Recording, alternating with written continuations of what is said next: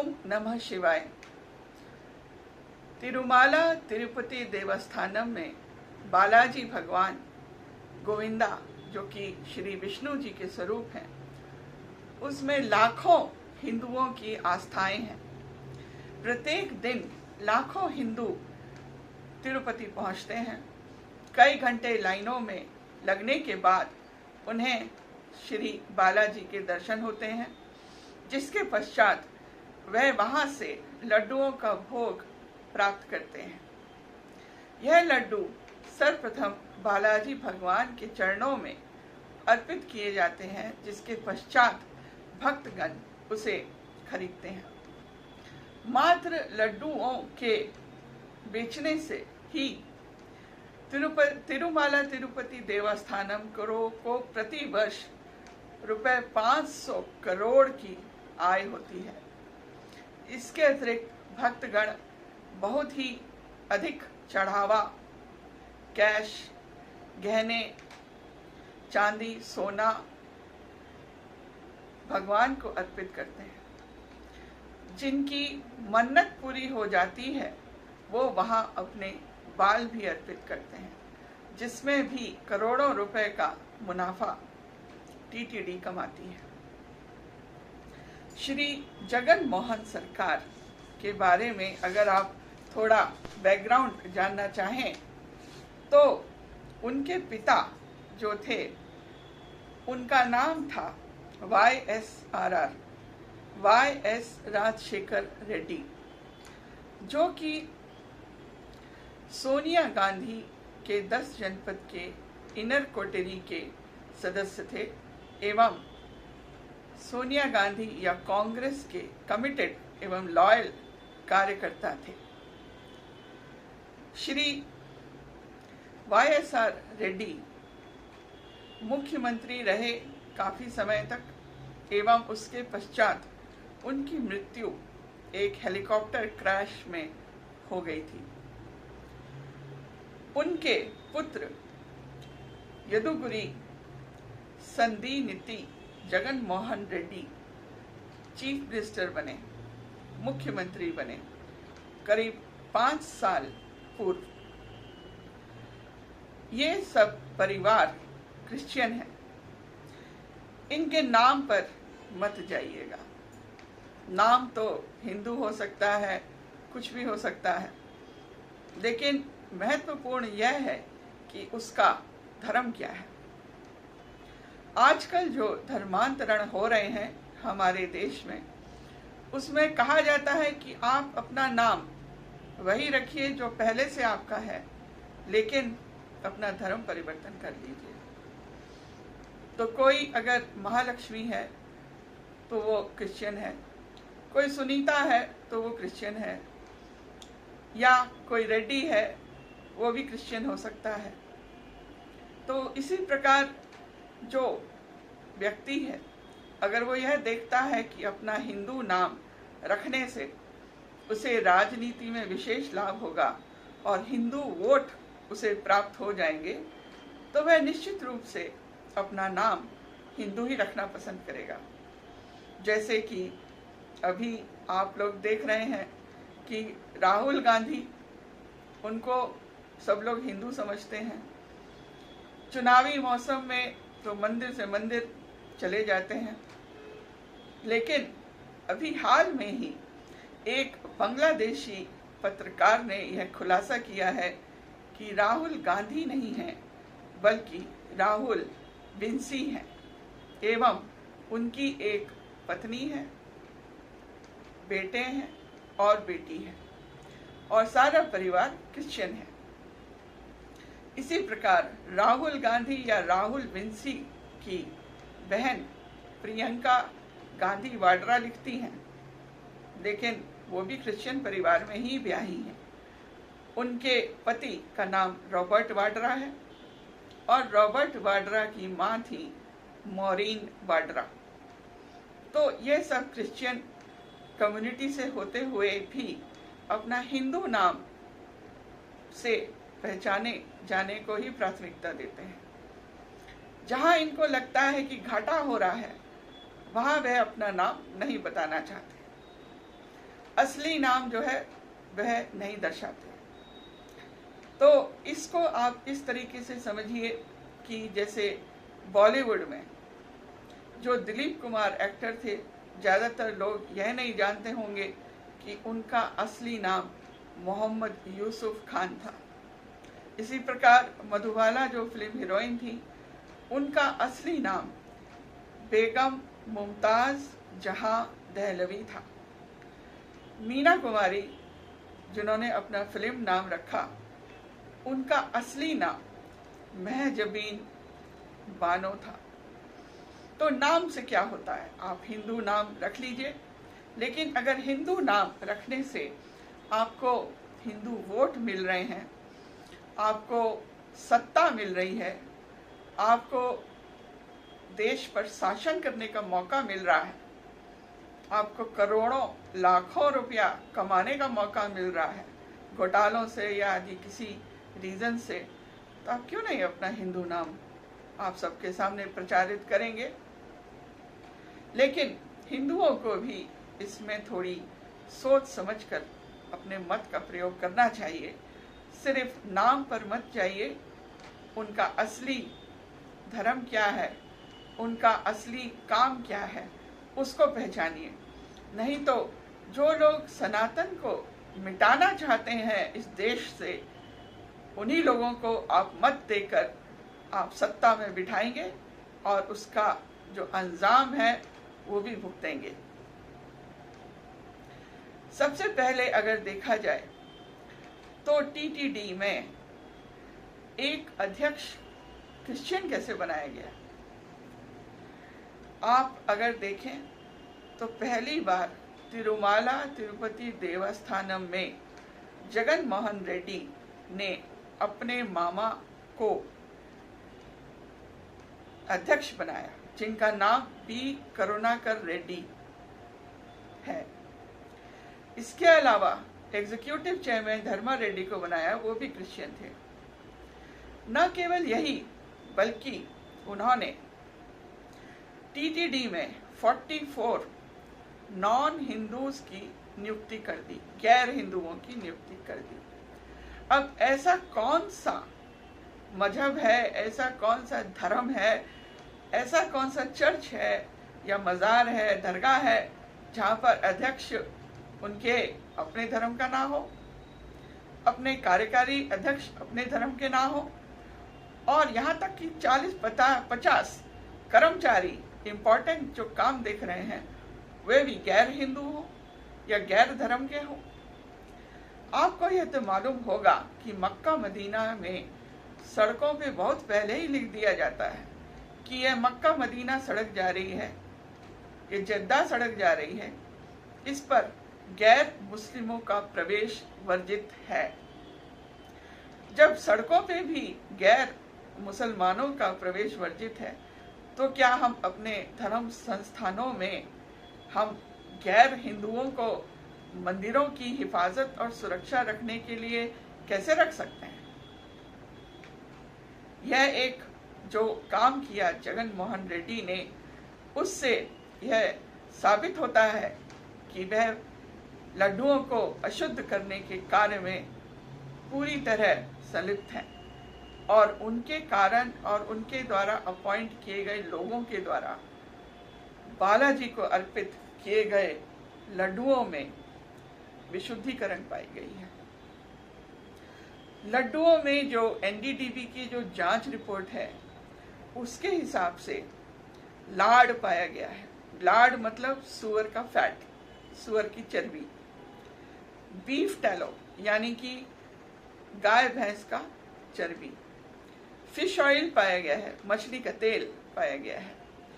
इसके अतिरिक्त कई वेजिटेबल ऑयल्स भी पाए गए हैं जो कि पहले नहीं होते थे, जैसे कि sunflower oil, olive oil, cotton seed oil आदि पाया गया है। यानी कि फॉरेन फैट का कंटेंट अच्छा खासा इन लड्डुओं में पाया गया है। इससे सभी हिंदुओं की भावनाएं आहत हुई हैं। मेरी अपनी भी स्वयं की भावना भी अत्यंत आहत हुई है। भगवान विष्णु के स्वरूप को प्रतिदिन इन विशुद्ध अशुद्ध लड्डुओं का भोग लगाया गया उनके चरणों पर, और उसके बाद भक्तों को बांटे गए। न केवल यही, बल्कि इन लड्डुओं को जब श्री राम जी अयोध्या में स्थापित किए जा रहे थे, उस समारोह के लिए भी करीब करीब 1 लाख लड्डू अयोध्या भी भेजे गए और वहां भी समारोह को दूषित किया गया। यह एक अंतर्राष्ट्रीय साजिश है हिंदुओं की आस्था को गहरी चोट पहुंचाने की। हिंदू इतने कमजोर कब से हो गए कि उनकी आस्थाओं पर बार बार चोट की जाती रही है। हिंदुओं को जागना पड़ेगा और इसके लिए जो भी आवश्यक कार्रवाई है वो करनी पड़ेगी, ताकि भविष्य में इस तरह का दुस्साहस कोई न कर सके। मैं जब कॉलेज में थी तो मैंने ये संकल्प लिया था कि मैं जब आईएएस ऑफिसर बन जाऊंगी तो मैं बालाजी भगवान को अपनी प्रथम तनख्वाह पूरी अर्पित कर दूंगी। कई वर्षों के बाद और कड़ी मेहनत के बाद जब मैंने आईएएस एग्ज़ाम पास किया और मैं आईएएस ऑफिसर बन गई, तो मैंने तिरुपति बालाजी के मंदिर में जाकर वहाँ अपनी पहली पूर्ण तनख्वाह बालाजी भगवान को अर्पित कर दी। मेरी आस्था को भी गहरी चोट लगी है इस मामले से। इसके अलावा क्या आप यह नहीं सोचते हैं कि हिंदू मंदिरों को ही सिर्फ क्यों सरकारी तंत्र के अधीन रखा जाता है? क्यों केवल हिंदू मंदिरों को सरकारी तंत्र के अधीन रखकर उसके चढ़ावे का राशि का दुरुपयोग किया जाता है? किसी भी चर्च को, मस्जिद को, दरगाह को, मजार को या गुरुद्वारा को सरकारी तंत्र से मुक्त रखा गया है, परंतु केवल मंदिरों पर ही सरकारी तंत्र का नियंत्रण क्यों होता है? यह सही नहीं है। इसके विरुद्ध आवाज उठानी चाहिए। न केवल यही, बल्कि कई प्राचीन मंदिरों पर तमिलनाडु, केरला, आंध्रा, तेलंगाना आदि क्षेत्रों में 5% से लेकर 21% तक एडमिनिस्ट्रेटिव टैक्स इन हिंदू मंदिरों पर ही लगाया जाता है। हमारे चढ़ावे के पैसे, जिससे हम अपने लोक कल्याण के कार्यों में खर्च कर सकते हैं मंदिरों के द्वारा, उसमें से भी हम लोग टैक्स देते हैं। हम जो भी चढ़ावा देते हैं हिंदू मंदिरों में, उसमें से 5 से 21% टैक्स सरकार के द्वारा लिया जाता है। यह केवल हिंदू मंदिरों पर ही क्यों होता है? हिंदू मंदिरों को सरकार से जो है मुक्त करें।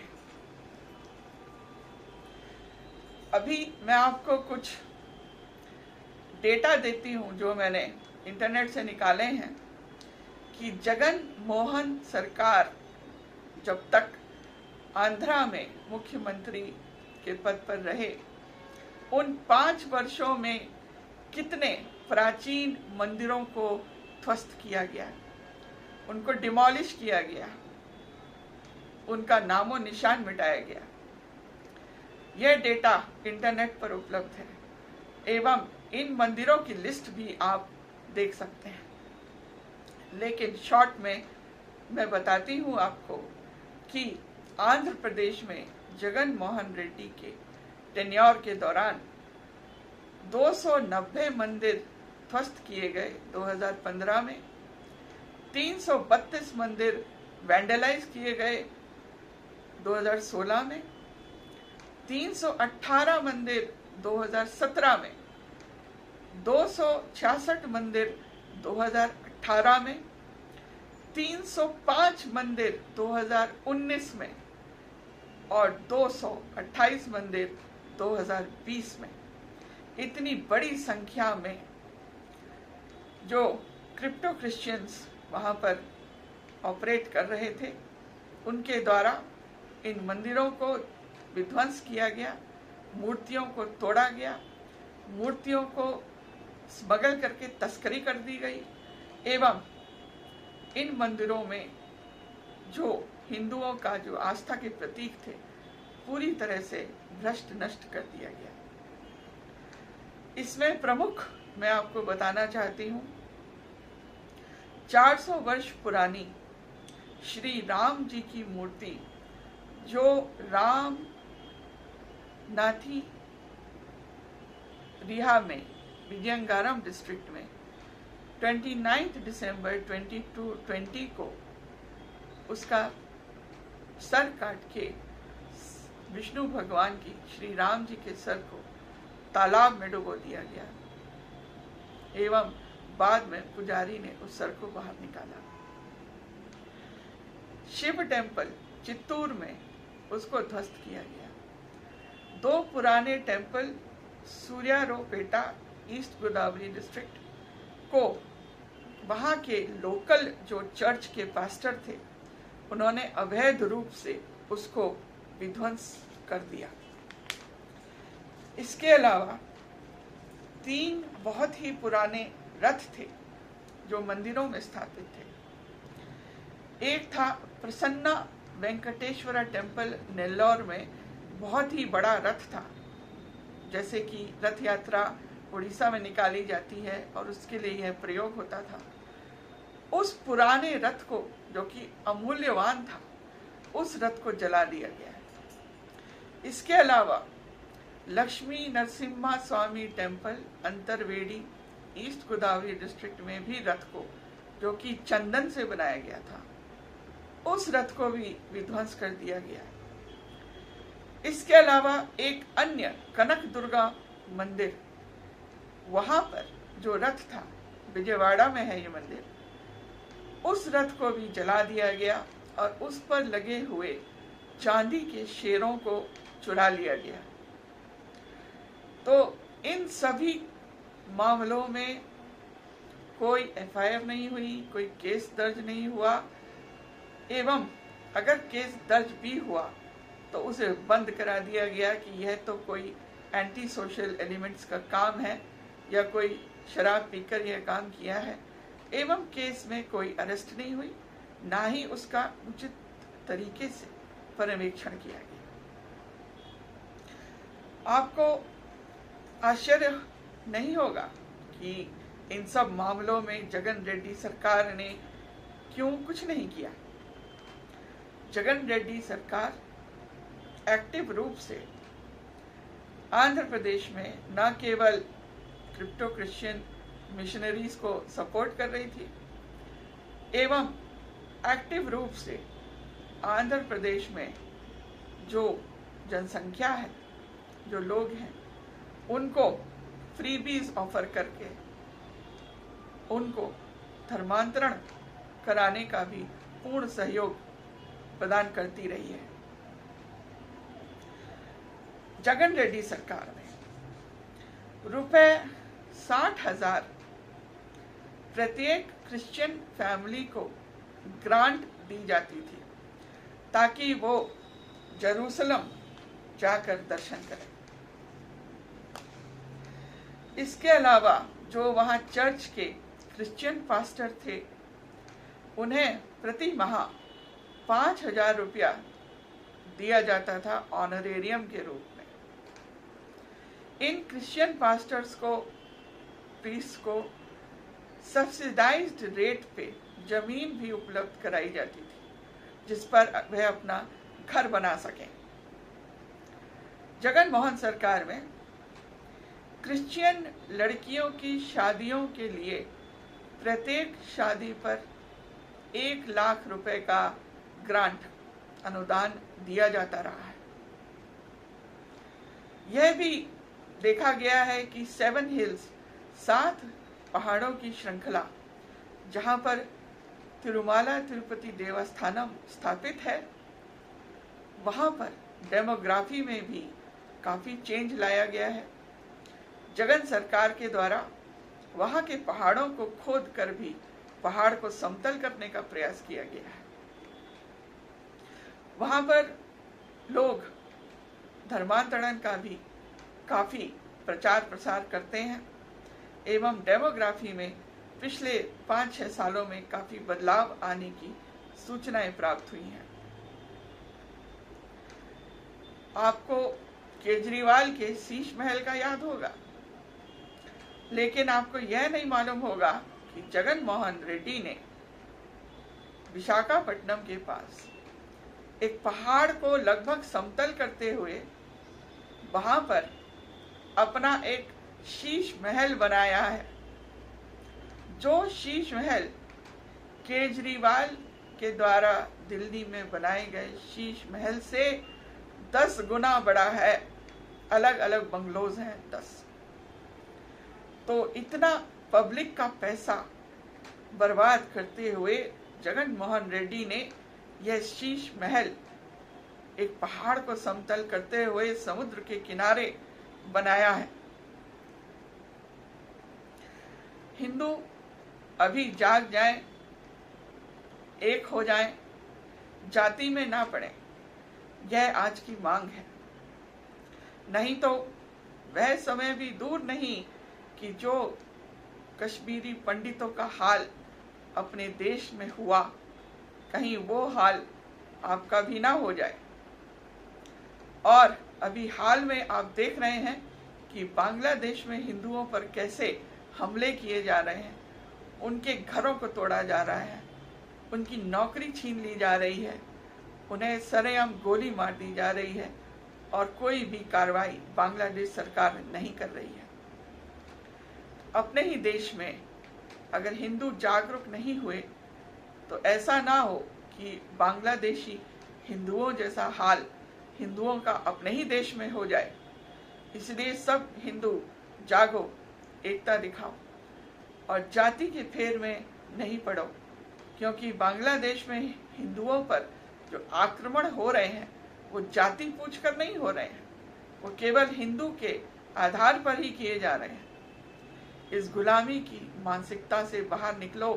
मुगलों ने कई सालों तक हिंदुस्तान पर शासन किया, उसके बाद अंग्रेजों ने भी शासन किया, क्योंकि तुम लोग जातियों में बटे हुए थे।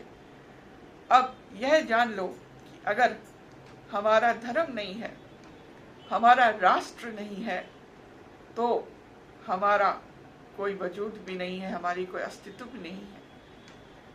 अगर धर्म और राष्ट्र के लिए काम नहीं कर सकते तो आगे भविष्य अच्छा नहीं होगा।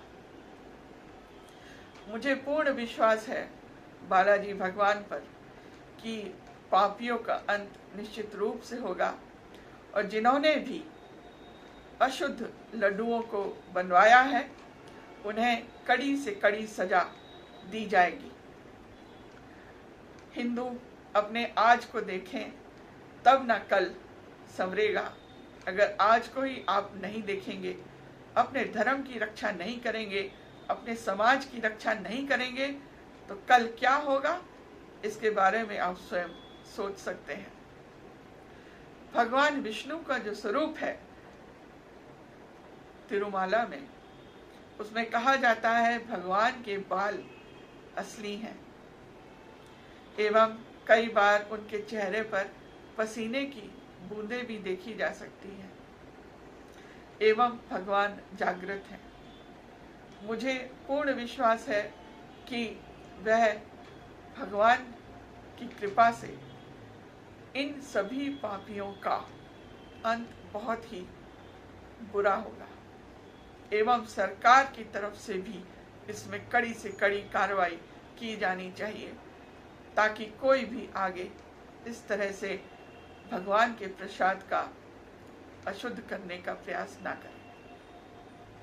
यदि यही कार्य किसी मस्जिद में हुआ होता, वहां सुअर की चर्बी मिला दी गई होती बिरयानी में, खीर में आदि में, या मजार पे, दरगाह पे, तब क्या होता? कोई चुप बैठता, बवाल हो जाता। इसीलिए जो हिंदुओं के साथ हुआ है यह हमारी आस्था के साथ खिलवाड़ है और इसके लिए सरकार को कड़ी से कड़ी सजा इन सभी पापियों को देनी चाहिए और सभी हिंदुओं को भी सोचना चाहिए कि जो आपके सनातन धर्म की रक्षा नहीं कर सकते हैं उन्हें आप अपना मत क्यों देते हैं? क्या आपको अपना भविष्य उज्जवल लगता है इन लोगों को मत देने से? कुछ मैंने तथ्यों को आपके सामने रखा है जो कि इंटरनेट पे भी काफ़ी डिटेल में उपलब्ध हैं और इस घटना से मैं अत्यंत आहत हूँ। मैं भगवान से प्रार्थना करती हूँ कि इन पापियों को शीघ्र ही इस महापाप की सजा मिल जाए।